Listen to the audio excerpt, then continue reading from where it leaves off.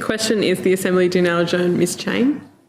Thank you, Madam Assistant Speaker. And before I begin, and with the indulgence of my colleagues, which I think is agreed, I seek leave to, excuse me, I seek leave to have my allocated time extended by up to 2.5 minutes so as not to interrupt the sensitive speech I'm about to give.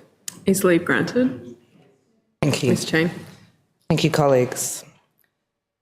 Madam Assistant Speaker, it is an honour, but one filled with deep regret, that tonight I rise to pay tribute to an extraordinary Canberran, David Stafford Finney, or Dave.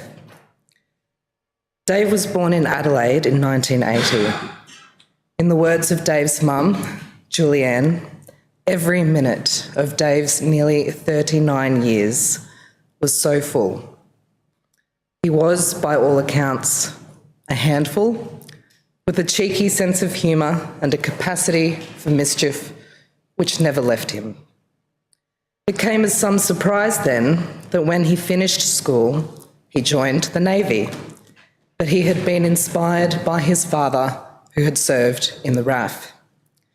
It took him 2 goes to make it through recruit school after first joining in 1998, having been kicked out the first time for being a smartass.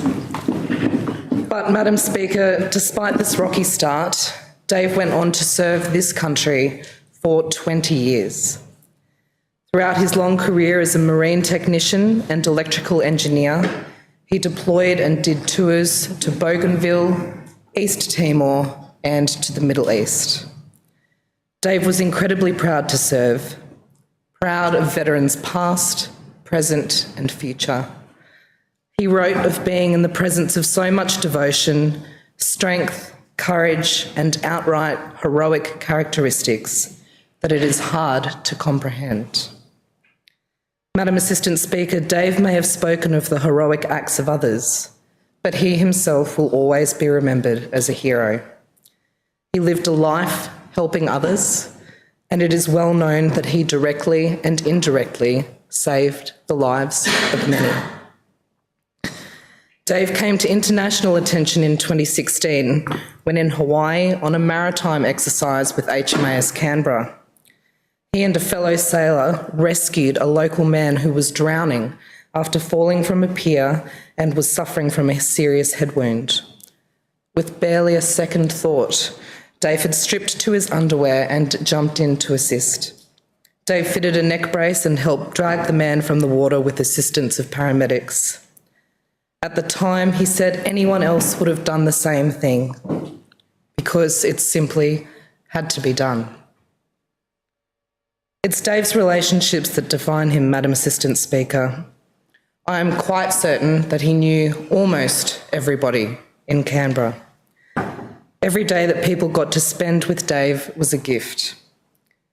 In the words of his friend Kate, Dave was my best mate, but there would be at least 10 other people who would say the same thing. He held his friends and his family in such high regard, with never a bad word uttered about anyone.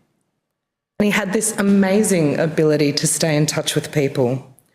When visiting different towns, if he wasn't seeking out a friend from his extensive network to catch up with, you could be assured he would be making a new friend.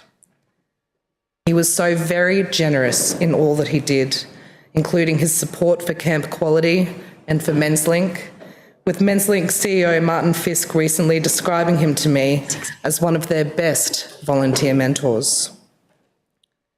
He is remembered for his smirks and his big smiles, his laughter, and the many, many good times. And he loved no one more than his 2 beautiful children, Kane and Kate. But, Madam Assistant Speaker, beneath all of Dave's extraordinary qualities was a struggle. Towards the end of his Navy career and after, he wrote candidly and eloquently about what he was going through. His medals were not free.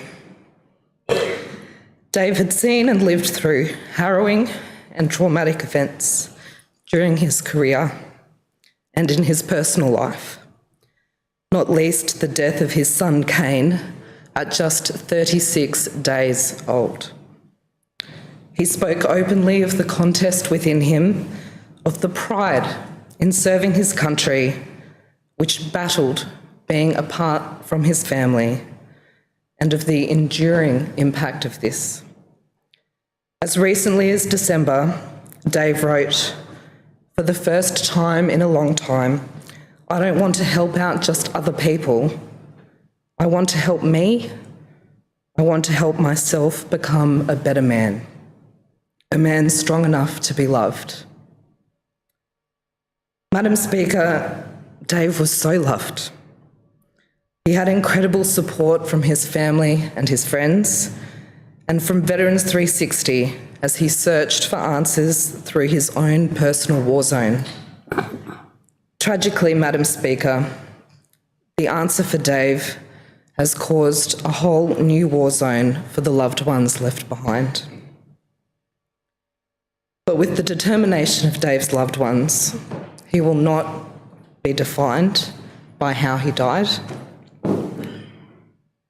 He will be defined by his love of Navy, his career, his desire to fix the world, his love of people, by his fight, his tenacity, his compassion, his humour, and his amazing mind.